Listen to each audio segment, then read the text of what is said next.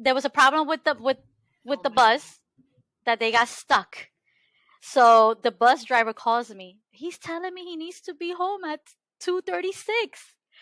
So he was just very sad because he wasn't home on time. So things like that are a little challenging. But I believe that with very open communication to the people that you're working with, because we all have to work together, teachers, bus personnel. We kind of have to all kind of have that open communication that this is what it is, and let's try to fix it rather than a whole discipline view of it. Trying to de-escalate rather than discipline. Hola Comadres, welcome to the 12th episode of Comadreando. I'm your host Marcy, and we have a very special guest today. Her name is Yary, and I'm going to let her introduce herself. Who are you? Hi guys, my name is Yary. I am a mom to 2 boys. I'm a wife, I'm a sister, I'm a mother, I'm a daughter. Awesome. Okay, so I met Yary because she's actually a fan of El Salon. And when I was on for the episode of Super Mom, Super Teacher, Super Tired, she was one of the people that gave feedback saying that I should have my own show. So Yary was the inspiration for this podcast. And we're also now part of a WhatsApp group, which is very powerful. It's a group of moms of children with special needs. And basically, we're providing that community aspect for each other and like being there for each other. Because I feel like, I don't know if you feel the same way. I feel like a lot of people really can relate to us in a way. Absolutely. They're moms as well, but it's not, they don't face the same difficulties that we do. Yes, absolutely. So that's why. So shout out to Susana. Yes, and Hazel for creating the group. Like, it's really dope. Yes. So today's topic is very important. It is about safety and routines. So it's something I know that me and Yary have been working on ever since they were little. Ever since Aiden was 2 years old, then he got diagnosed, and it's something that never stops being reinforced because sometimes they forget or they think something's okay and it's not okay. So before we get into the topic, I just want to kind of get like the minute details out of the way. So what's your child's diagnosis? So he's diagnosed with autism. He was diagnosed at 20 months. We actually started the whole process with early intervention when he was 15 months. Okay. And then what was it that you noticed that was different about Matthew that made you want to get him evaluated? Well, he met all his milestones when, all the way through his infant stage. And when he turned 15 months, around that time, I noticed that he was not really looking directly at me, kind of like looking through me. I guess, you may understand. Like looking past you, like if you weren't there. Yeah, he was looking like in my direction if I called him, but not really look at me in the eyes. And then he lost all speech. He would say mama, dada, bye-bye, and he'll wave and he'll say like little things like, bottle, and then he just lost everything. Oh my goodness. Like he was not speaking, he was just humming. That's really what kind of like gave me the flags that I needed to speak to, his pediatrician. Okay. So once you spoke to the pediatrician, because the thing is, like, I'm going to do an episode on milestones, but I feel like it's important because not everybody goes through the same experience. I feel like Matthew and Aiden's experience is similar in that they both lost speech. But once you spoke to the pediatrician, what was that process like of getting him evaluated? She was very dismissive, to be honest. I told her my concerns, and I have been familiar with, special needs children and adults because my brother-in-law has an intellectual disability, Mhm. and my only brother has three children on the spectrum. So when I have a 13-year-old as well, neurotypical 13-year-old. Mhm. So when I was pregnant with him, um, we did the whole genetic testing. We did even, it was brought up for me to do that testing The where they take the amniocentesis. little fluid from Hello. um, the back of the neck. Wait, Yari. Shit. So you did genetic testing for your son, and then you ended up for Matthew's pregnancy. You did the amniocentesis. No, they suggested that for my first son, Okay. because of the intellectual disability that my brother-in-law has, which I did not want to do. It's like, if what's gonna be, it's gonna Mhm. be type of a thing. Mhm. Um, but oddly, I didn't do it with Matthew, of course. So, but she was a little bit dismissive, so I just went ahead and decided to just go on my own, do my research, go through early intervention, and just started from there. Wait, so she never sent the referral for to have him evaluated? Well, she told me to wait until the next appointment and see if there was any type of progress, and then we would kind of take it from there. I didn't want to wait. Yeah, no. So I just kind of started going from, Because Matthew's your second baby, so you already know, like developmentally, once a child starts speaking, they don't stop speaking, and that's yes. a huge red flag. And the fact that pediatricians are like saying, like my pediatrician did the same thing. She was like, "Oh no, just wait and see." I'm like, "Wait and see." No, I was like, "He's 18 months. He Exactly. was talking. He had about 25 words, and then all of a sudden he stopped talking, which was like a big thing. I was like, "What is going on?" I've been around children my whole life, and that never happens. So that was like a huge red Right. flag for me. Exactly.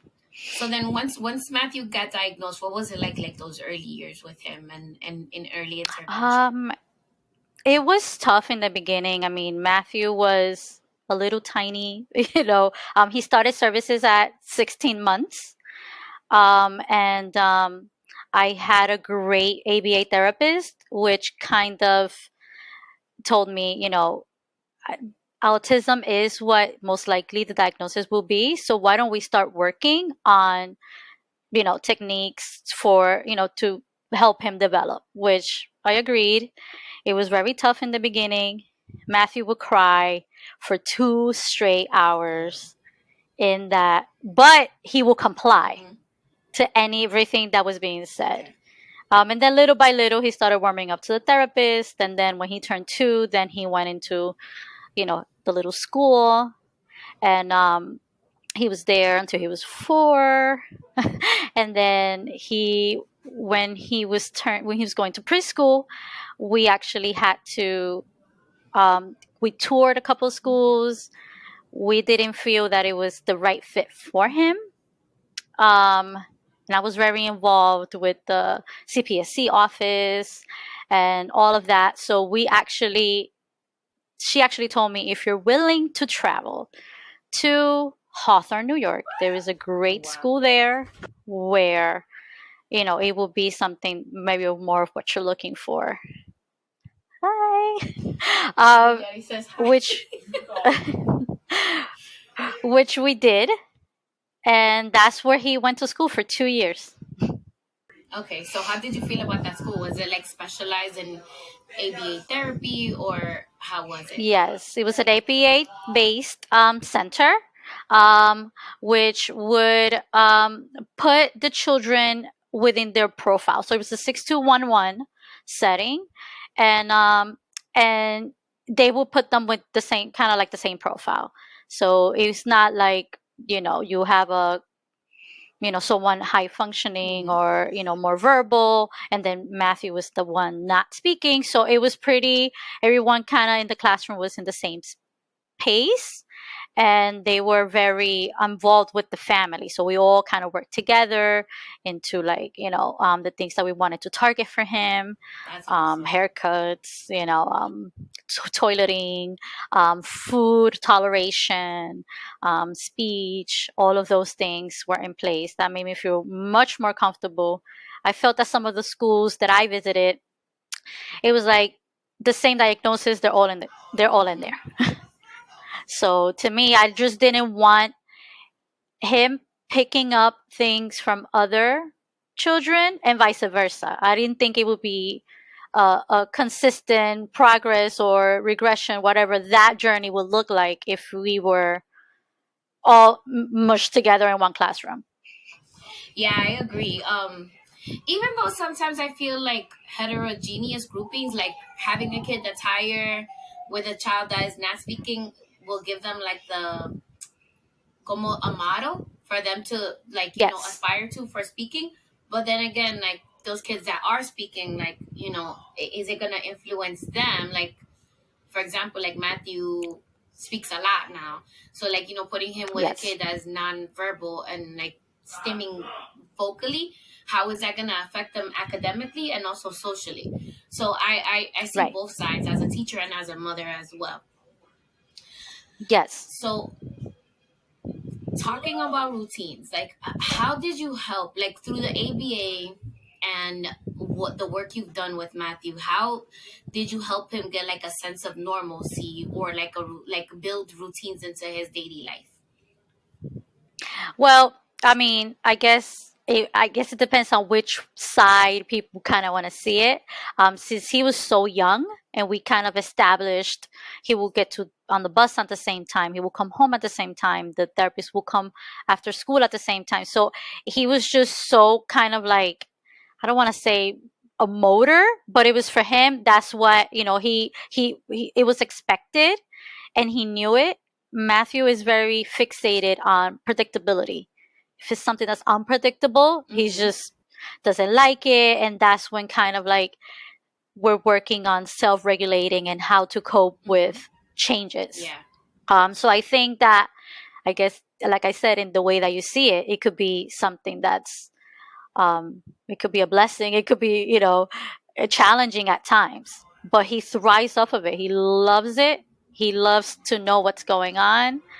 And I think we kind of given him the liberty. Matthew is a very experience based person. He likes to see things, he likes to be a part of things.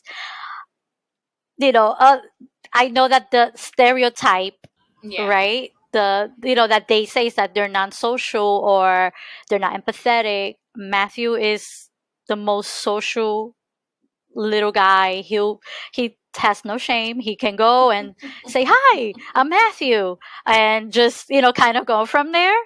Um, and that's what he thrives on. He loves to just be, having experiences. So we kind of given him that freedom of where let's try it, and then if you don't like it, I have headphones, I have everything you Yeah. need, I carry with me to make sure that you know that this is an enjoyable experience Okay.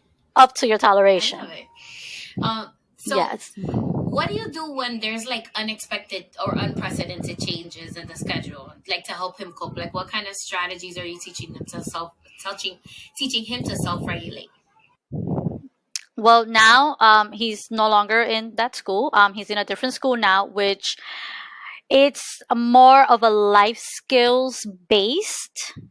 You have your academics, which is great, but for me, what's most important is his life skills. He can always catch up, although he's very bright, thankfully. But to me, it's important any type of life skills. So we have been working with him on teaching him techniques that he can self-regulate, Mm-hmm. or he can add. Now that he's speaking more fluently, is like we're teaching him how to, you can ask why, you can ask when, or you can give your sense of opinion on, like, okay, so we're not going to the park anymore, now we have to go to grandma's house. And he can ask me why, but it's always we can't do this now, but we can do this. So giving him the option, like okay, this is not Yes. happening right now, but we can do this instead. Like I feel like that's really important. A lot of parents, especially how we were raised, I feel like we're the same age, right? Yari, 83.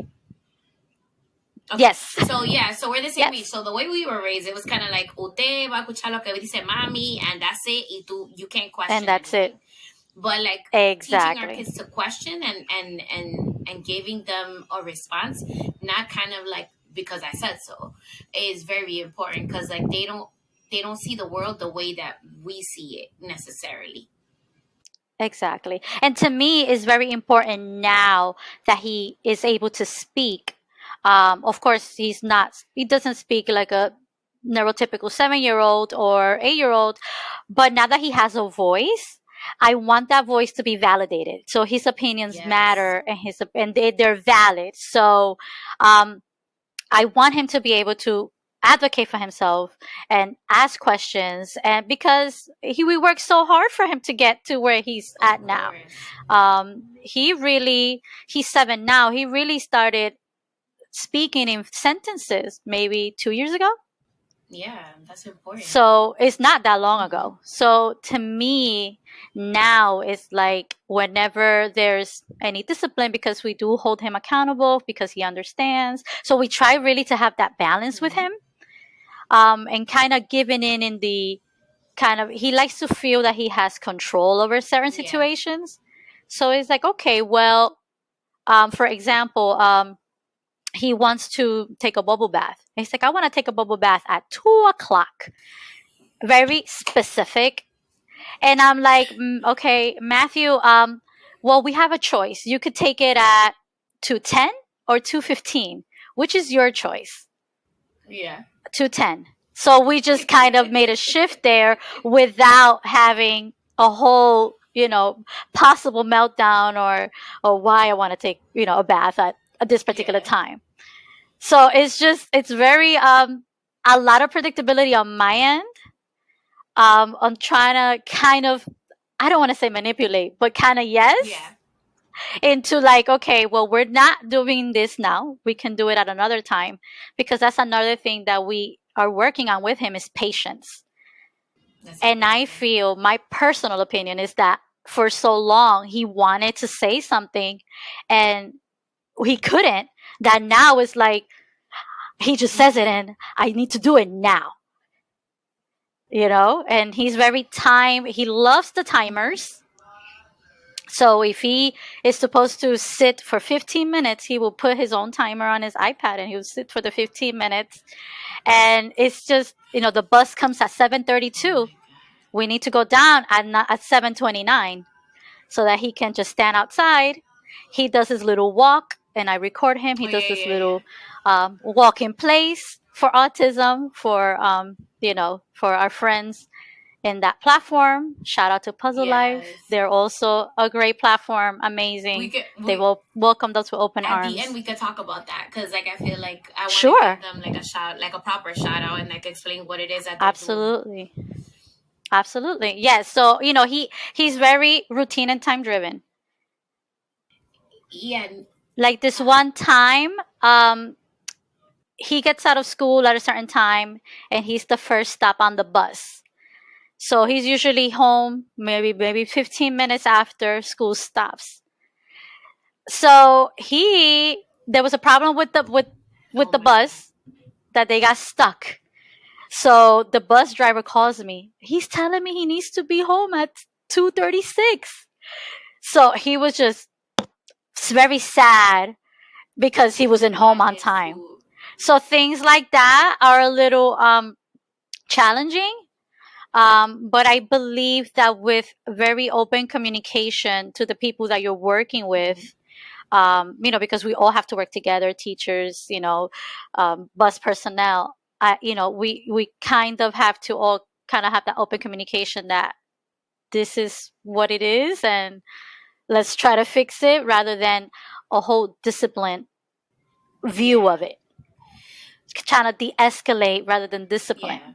I feel like I use that a lot with my students, especially like because I have a lot of kids that were like Matthew in my classroom, and it's kind of like, is this a big deal or a little deal? And they're like, it's a little deal. I was like, it's okay if you feel sad. That's okay to be sad, and like kind of like redirecting them so that they don't like harbor Yes. in that emotion for a long period of time. With Aiden, I feel like not that I was sin vergüenza. It's like, I do. He has his routines, but I always used to kind of like spice it up because I'm like, I would see the students I had in my classroom, and I'm like, I don't want him spazzing out if something doesn't go the way that he thinks it's supposed to go, even though he still has like an overall routine of how the day goes. I feel like he has a routine, even like to go to the bathroom. Like at a certain time, he uses the bathroom, and Yes. the bus broke down, girl. And this was actually this year. Poor Aiden. It was like 5 o'clock, and he was stuck on 181st and what is that avenue? It's like right before you get on the West Side Highway. Riverside? Yeah, I think it was like Riverside.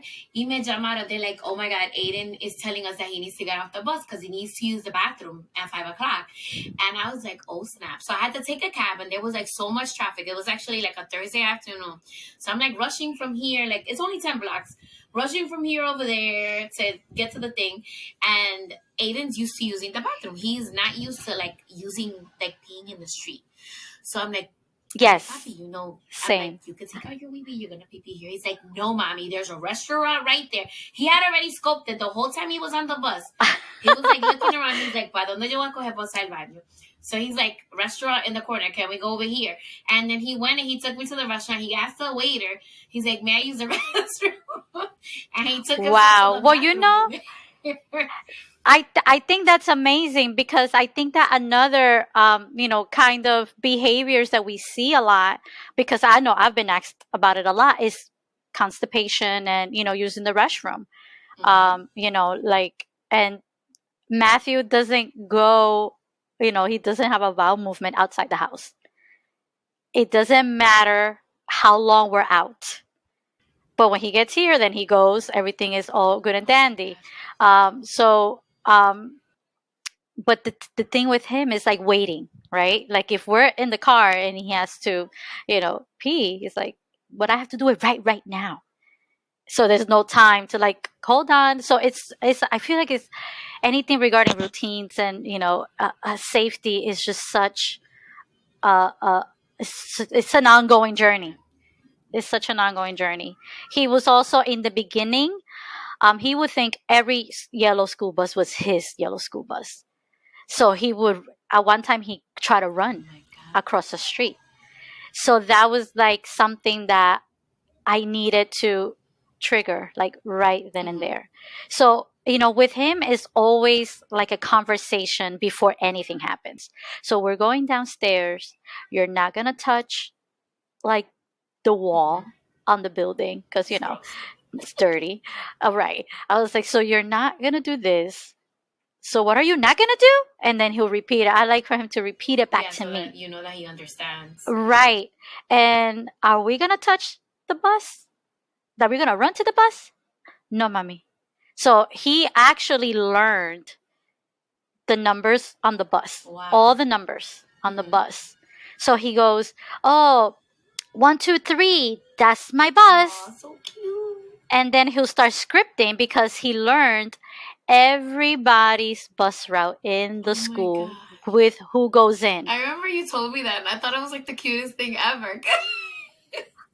And then he says it at home. So he's just at home, just chilling, and then he's like, 1, 2, 3, Matthew and John and Camila. It's like he'll say every single. So I recorded him and sent it to the teacher just because of safety purposes. Of like the other children. I'm like, is this okay? Can you? But it's like something can be undone, right? He already learned it, and it's like but we're teaching him the privacy and inside voices, and so it's with him. It's a constant thing. I feel like it's our kids are so special. Like I had a one student that he learned the train station maps.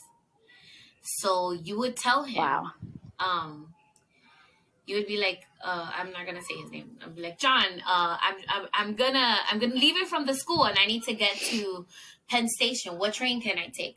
Well, Miss Campos, you can take this train to this stop and you're gonna transfer and you're gonna go this way. Beautiful. And I'm Yes. just like, wow. I was like, I really don't need, MapQuest, or not MapQuest because I'm dating myself right now, but Whoa. I don't need Google Maps to figure that out. But it's like, that's like their superpower. I feel like once they like really into something, it's really bananas. But yeah, safety is like a big thing because with Aiden, he doesn't think about consequences. Like, if I do this, I Yes. can be in danger. So I don't know if Matthew ever had this, but Aiden was obsessed with these blankets. So I had a quilt that I bought when I want to say, I talked about it in the Cars, Planes, and Trains. I was like 20 something. It was like one of the first things I bought, like bedspread. So it was a quilt and it was really old and it was really soft. And he loved these quilts. Mr. Aiden threw it out the window because he wanted to see it fly. Okay. And then after he threw it out the window, he's like, okay, let me go get it. I was living with a roommate at the time. Oof.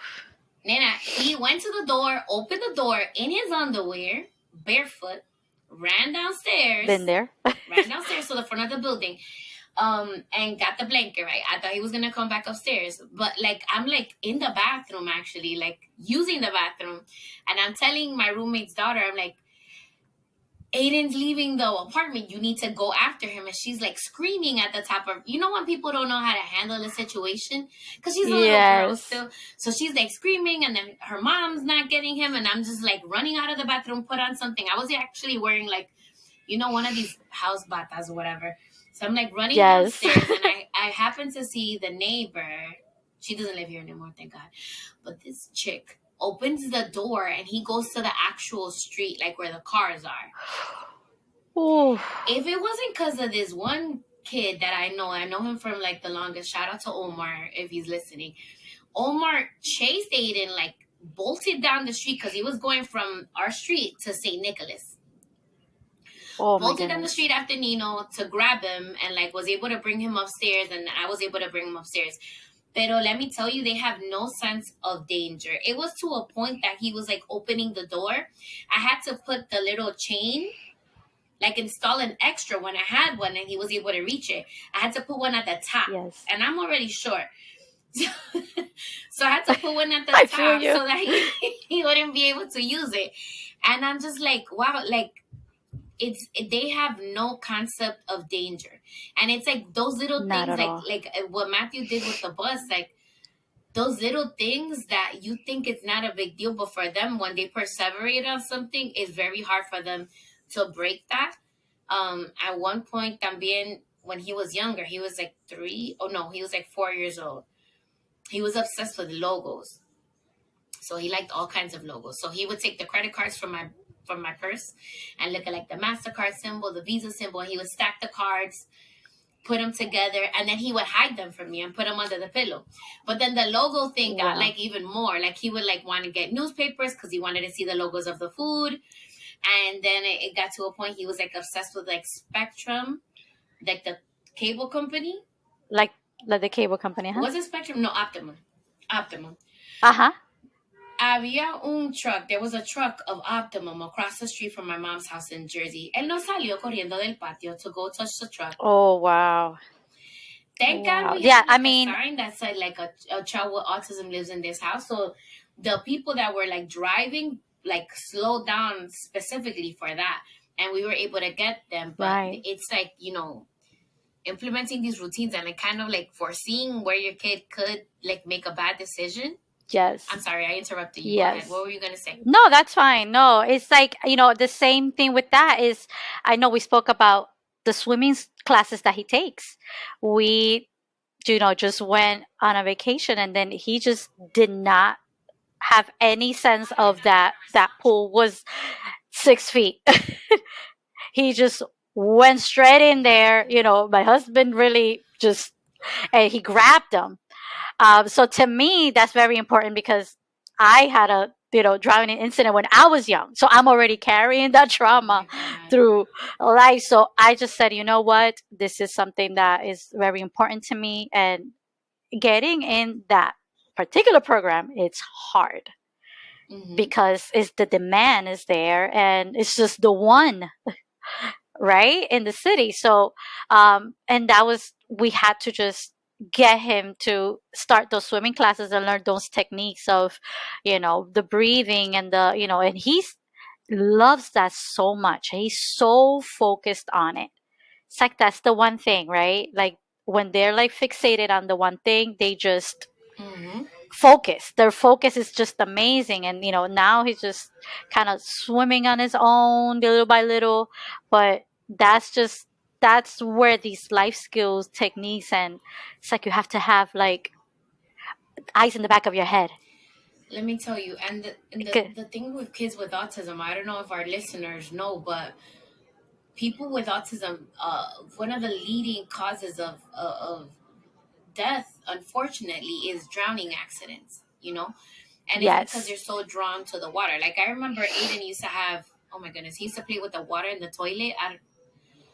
Disgusting, but he was already big. He was like 7 years old, like Matthew, 8 years old, and he would like want to play with the water in the toilet, or he would fill up the bathtub. Y se metía without asking me first. So it's like Yes. I feel like Yes. once we put him in the reach swim, that was like a little bit of a I was able to relax a little bit more. I mean, even though he's still learning how to swim, but that was like one of the best investments of money that I've made because honestly, Thank you. él me dio varios sustos. Like in the Cars, Planes, and Trains episode, I know you listened to it, but he Yes. took off running and like threw himself in the pool, and I had my heart was here in my throat. But thank God he knew how Exactly. to swim. He was able to get in and like swim to the other side. But I'm not a great swimmer, so I was like freaking out. But definitely, No, and then like it's like in those moments you mm-hmm, don't know how you're gonna, like I freeze sometimes. I just like and like I just freeze and I just mm-hmm, can't, but with Matthew and back to these routines, it's like I have a sign on the door that says only mommy and daddy open the door. I even have dealing with change. I even had a picture of a bus, right? A calendar. I'm gonna show you, right? So it's Monday, Tuesday, Wednesday, okay, Thursday. So he got fixated at some point that he did not want anyone to take him down but myself. ah, And then I have, dad has a work schedule. So it will be sometimes I would take my other son because he's also hard to keep a balance, right, between the siblings, you know? And mm-hmm, so we had to make him a chart and then we'll put a picture. And then purposely we would change it at the last minute.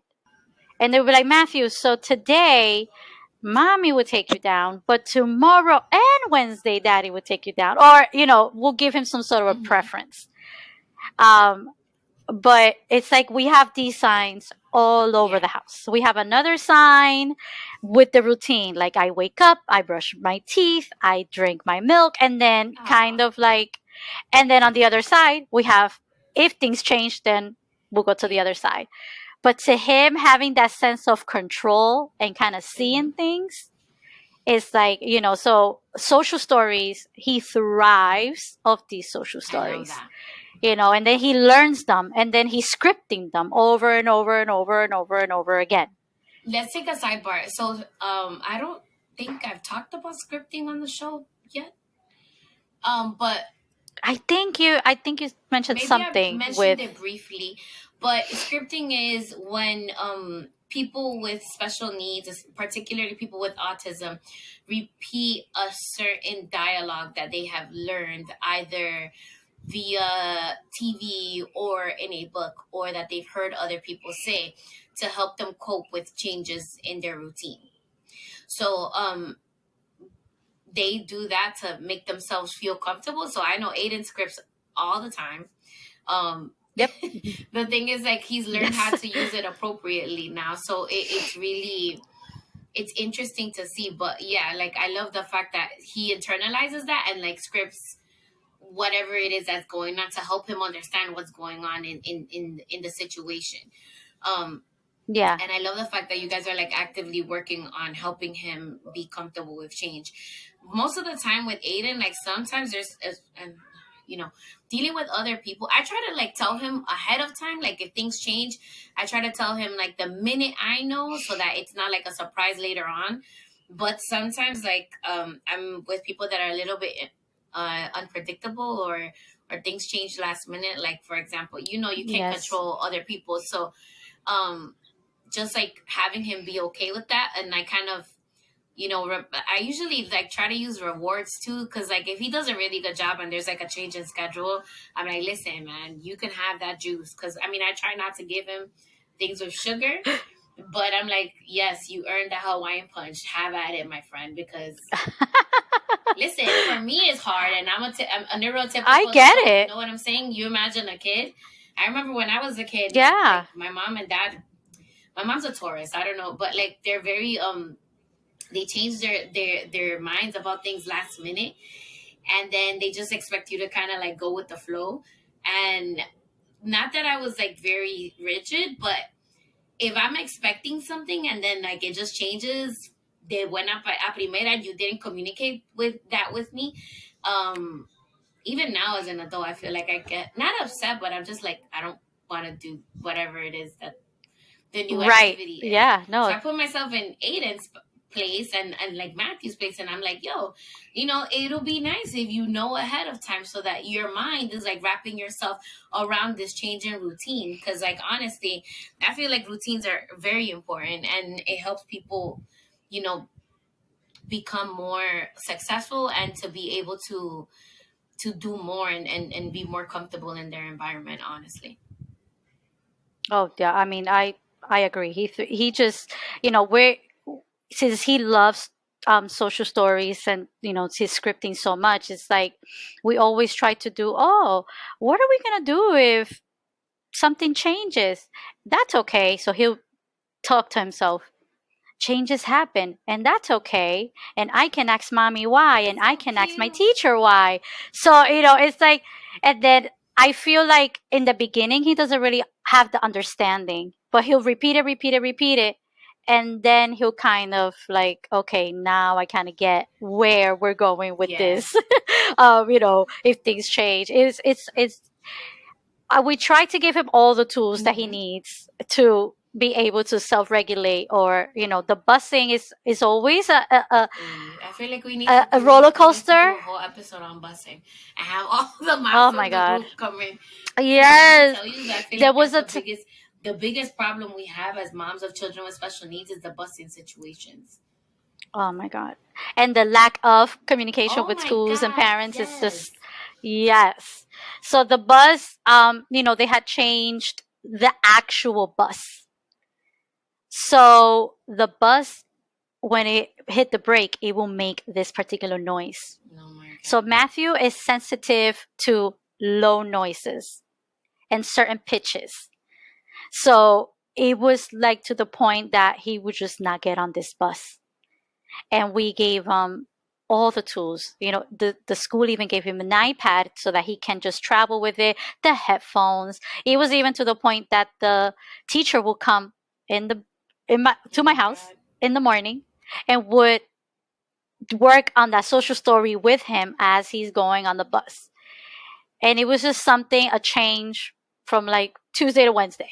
I hate that they do that. Like, sidebar, this is like the most annoying thing in the world. Like, Aiden was fine. Like, they had a routine. The bus was coming on time finally. And then from one day to the next, it was not even on a Monday. It was kind of like middle of the week. It was like Wednesday. Right, Oh, you have a new bus driver. I'm calling the matron. I'm like, hey guys, are you running behind schedule? Oh, it's a different bus. What? Who was gonna right. tell me? Yep, It's the same route. exactly. It's a different driver and a different matron. I'm like, how? I'm like, do you guys understand that you're working with people with special needs that are used to certain routines? Right, right. The one thing I like about the school that Matthew is in is that prior to COVID, unfortunately, they had a particular day that they had breakfast with the bus personnel. So they'll invite them over for breakfast, and they'll kind of educate them on autism, special needs, and having that community, relationship that we're all working together, to help you make the ride for him, Mm-hmm. for you easier. And it's just, we've gone through our hurdles, but thankfully, we have. I love communication. It's just the way that things can run smoothly. And I'm always available to people that, if there's anything that I can do to help him, to help you, then just let me know so that we can all work Yes. together in order for things to be in place. I mean, because I can only imagine he went from having, when he went to Hawthorne, he will be on that bus for an hour and a half. And he was completely fine. Ay, Dios mío. So we knew there was something that was just not right with this new particular bus all of a sudden. Something that was That triggering it him. and then right, and then as we like, because I even got on the bus, I had to ask for permissions and fill out this paperwork and contact a bunch of different offices for me to get on the bus with him. Mm-hmm. And I will see him. It's like, and that's another thing about sensory that a lot of people don't understand, that it's a physical pain to them. And I would see him cringe, and then we lost him. And then because of that, he has such a good memory that he knows that is gonna make a particular noise. I'm not getting in Mm-hmm. there. There's no way you're gonna get me in there, and there's no way. So it's always a work in progress to be, constantly working with the teachers and everyone really, to just communication with him having that sense of control and knowing what's going to happen. And when they don't, for him to understand that we're teaching him these tools to be able to, he does his breathing exercises. He does, sometimes he likes to be squeezed, or, like those squeeze hugs. And sometimes, it's different things Mm-hmm. for him, depending on what it is. But anytime he's uncomfortable, well, I think anyone that sees my son, he has the headphones on. Yeah. And then when he's comfortable, he'll take them off. And then it's, smooth What's sailing. funny? It's that Aiden's thing is he doesn't like the sensation. These are actually his. He doesn't like the sensation of the headphones on his ear. But when you know that he's comfortable, like if he meets you and like let's say we go have a play date with Matthew, and he takes off his shoes, ja, Aiden's your best friend. Cause that's his thing. Like when he's comfortable with you, he will take off his shoes in your house and like feel like he's at home. And he'll find like first he'll go investigate everything. Porque mente Yes. metido. He'll go check out everything, and then once he knows what's in your house, he'll go sit down in a little corner in the living room, and he'll take off his shoes, and he'll be there hasta que no vamos. But like it's so interesting. It's like I love the fact that you touched on like having a team and having open communication with the people that work with your son is super important. I feel like people don't understand that because a lot of the time people are like, "Eso muchacho, ¿qué es lo que tú vas a estar explicándole? Que si yo qué?" No, our kids need communication and to set expectations for things that will happen. Absolutely. You can't just drop things in their lap last minute and expect them to just be perfectly fine with it, because most of the time they are not, and then they will either vocalize it by speaking out on it, or they will show you through their behavior that they're not happy with the changes that are going on in that moment. Absolutely. It's even his bedtime routine. Like, there's a certain, if something happens, if I don't know, an unexpected guest come over and it's his time, he's already moody. So he understands that I cannot go to bed right now because this is Uh-huh. happening. But he is just like, a whiny, and it's like, so you can already tell. So it's like, okay, Matthew, like this week that we're on break, Mm-hmm. he's just so uneasy because it's off routine. So I kind of had to take a step back and say, hey, so you know that it's Christmas. So Christmas we play with our new toys. And then, I go to school on Monday. No, Matthew. So Monday you can rest. Mm-hmm. Rest. You can sleep Mm-hmm. in. And then we can have breakfast. And then you can, what do you want to do? Do you want to read a book? Do you want to? And then he's like, but like for example, on days that it was like remote learning, or when things suddenly changed, it was very hard for him to kind of adjust. Yeah. So he was very fidgety and going up and down, trying to use the Yeah. tools that, he's been taught, but still like, I don't like this. When am I going to school, or where am I? Because he loves Aiden. it. It's an environment where he feels safe, and is a sense of comfort that I know what's going to happen. I know what's expected, and I'm going home, and I'm going to be A lot safe. of kids thrived in that environment of remote learning. A lot of kids on the spectrum, but I feel like Aiden likes that social piece. Like, even though He he's does. not Yes. like fully social like a neurotypical person, but he likes to be around other people. So, just being in the house sitting in front of a computer the whole time, it was like, for him in his mind, I feel like he was feeling at one point like, what's the point? And then of course there's like Exactly. certain teachers that are just like, oh, Aiden's not paying attention in the class. I'm like, he's used to seeing you in person, and you're Exactly. on and then they and then when they went back in person, I don't know if Matthew had this, but there was teachers that opted to be remote. So they're sitting in a classroom with the assistant teachers, and they're listening to somebody on a computer screen. By me, que soy una adulta, I'm a neurotypical adult, I would have been like, Why am I here? exactly. And you imagine them, and like the fact that the teacher's actually complaining about them, like, are you kidding me? I'm like, you're Yeah. lucky he's I actually mean, even that sitting in the class. that did not happen. He was so looking forward, and I the transition to back to school in person, like we started working on school started in September. We started working on mass toleration in July. So he will be, for an hour. We started with 30 minutes, and then gradually, he'll have the mask on while he was remote, and Mhm. then building that anticipation for him, and for him knowing and why. He doesn't understand what's going on. He doesn't understand COVID. All he knows is that I don't, I can't get dirty, I can't touch Mhm. that, I gotta wash my hands, give me my hand sanitizer, and I gotta keep a mask on.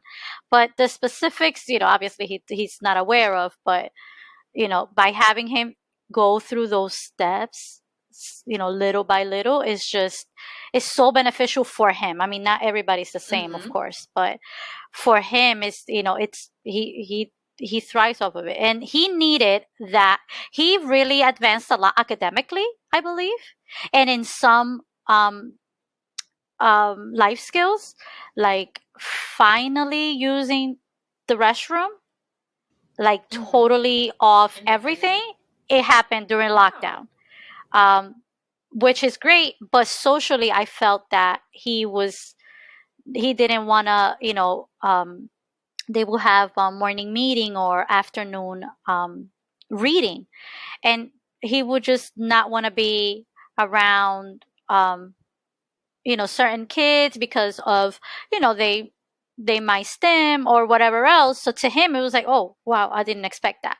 So I think that socially it was very hard for him to kind of get back. But once he was back, and the environment was very Mhm. safe, where in his school, so I feel very comfortable getting him back from the Yeah. get-go. When we started last year, remember we were like remote at the beginning of the year, and there was like an option to have them come back in person, because Aiden's classroom, well, his school is small, and because the ratio of like students to adults is very low, he was able to go back. I want to say like mid-November last year. Um, Okay. but before then, like, I had to pay somebody to be here while I'm remote teaching, and then helping him to be able to do his Right, that must have been so classes. hard. Joe, I used to spend like $500 a month, and shout out to those people that helped me with that.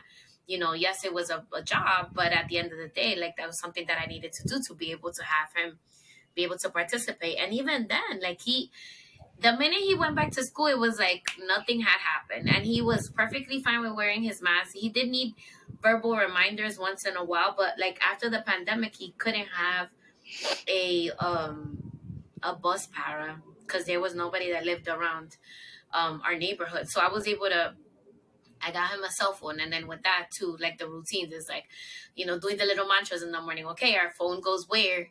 And he has to tell me, like, in the backpack, and our iPad is for what? It's for work, and like all these things, like this little checklist in Exactly. his brain to remind him of the appropriate behaviors. También another thing that I found that, with the changes of in routines and going back, it was like he was tending to lash out a little bit, and it wasn't even against the kid, it was like more teachers, like they'd be like, well, you can't do that, and he's like, well, why not, you know what I'm saying? And they're like, well, because we said so. So then it was like a back and forth kind of thing. So it's like, reminding him of the appropriate behaviors and things that are okay and not okay to do at school. But we've talked a lot about Matthew, so tell me about Matthew. Tell me more about him. Like, what are his little things that he loves? Like, who is he? What makes him sparkle? Like, what is Oh, he Matthew into? is just like a little ray of sunshine. He can be very loud. He loves, having, I don't want to say making friends because to him, he just goes in like, here I am, and hi, my name is Matthew. And, he loves to, he's very empathetic. If his classmate is sad for anything, then it's his Oh my sadness God, too. yes. And he just takes things so to heart. And I think that that's is so great. But then he's sometimes the other friend is okay now, and then he's still like within those I feelings, see. like, oh, why is he so upset? He loves being around people. He loves experiences. Like for his birthday, he wanted to go indoor skydiving, Are Aiden and and we're Matthew like, twins? Because Aiden okay. decided to do that like Yeah, two I or mean, he three did it birthdays ago. Yeah, once, he did it. and then he was Yeah. scared. Yeah, he did it the one time, and then he was scared. But I like that because I don't want him limited, and that's why he loves experiences. He loves going, to the farm. Then he loves going on an airplane. He loves all of that stuff. His person is his older brother. That is his person. Like, so he gravitates a lot towards older kids because Mm-hmm. of that. So with kids his age, it was also a work in progress of like, oh, he can be your friend too, especially after Yeah. lockdown, because it was just him and his brother the whole time. Um, he loves his cartoons, his Peppa Pig, he's just a ball of Oh energy my goodness, I love everywhere. it. Yeah, he loves getting recognized for things. So he likes, and that's why some of these implementations of routines and things, they are successful with him, because he loves having that certificate that says Matthew did great today, and my whole refrigerator is full of 39 certificates in a month, and there's only 31 days, but they give him a certificate for every, and he loves that. He loves bringing it home. He has a sense of Yeah. pride. He's a very driven. Like if it's something that he wants to do, he'll do it. And he wants to dance, he'll go ahead and dance. So he's just he, he's inspirational to everyone in our family, Yeah. because it's this little tiny person, because I am short. So he looks like a 5-year-old in a 7-year-old body. But and it's, I mean, he's just very resilient.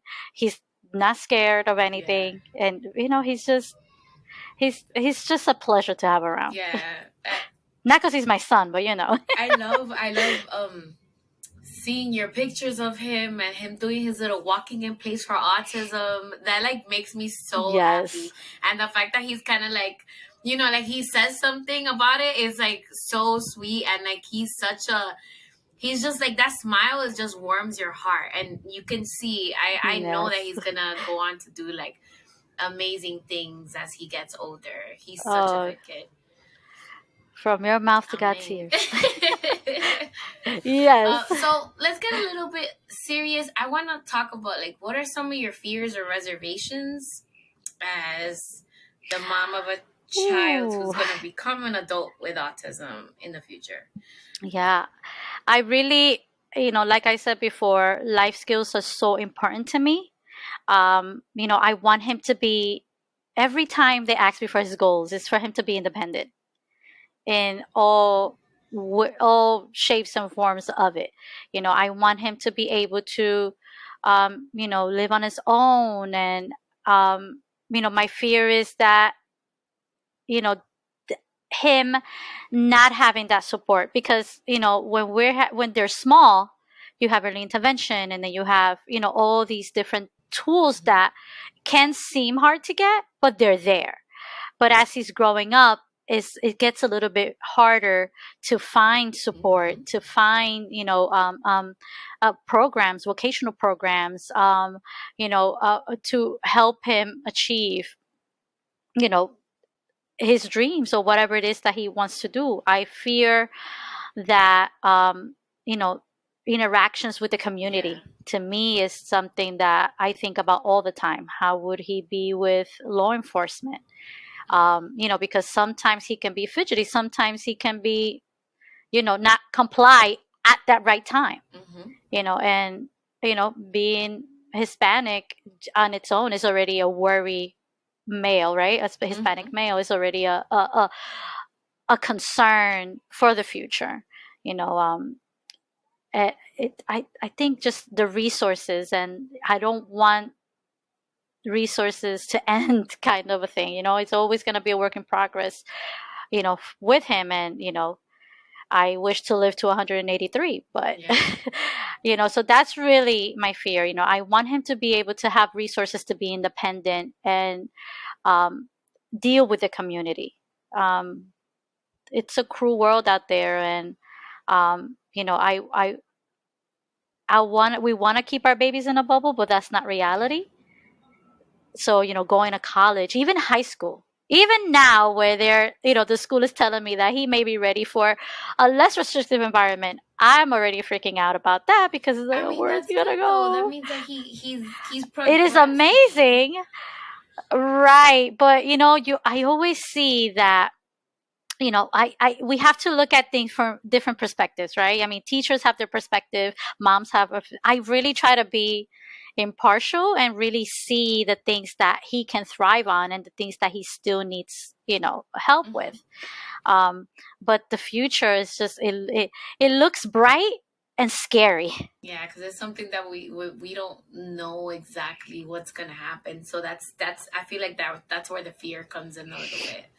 But I feel like Yeah. he has an amazing mom and an amazing dad, and you guys are gonna help him Thank you. thrive, and he's gonna continue to progress. The fact that he's gonna be in a less restrictive environment because of the progress that he's making in school is like very telling on, yes, the work that the teachers are doing, but also the work that the parents are doing. Because at the end of the day, as a Yes. teacher, if the parents are not on board and doing the things that they need to do to help their child um, become more independent and learn, nothing that we do in the classroom is gonna really make a difference. Like it can, like in the moment it's Exactly. fine, but then once they go home, if they're going back to the same environment and nobody's reinforcing what they're learning in school, especially social skills wise, then it's like we're teaching into a black hole. Like nothing is gonna change. Yeah, I think we all have to work together. I don't really see. I know it happens, but I just don't see why we wouldn't work together. Mm-hmm. Even with my oldest, I'm always in communication, because you teachers have their job, but we everything starts in the home. Everything starts with us. And even now, when Matthew's starting to really let out his feelings, and sometimes he's like, oh, but those kids don't like me. And just that aspect of it.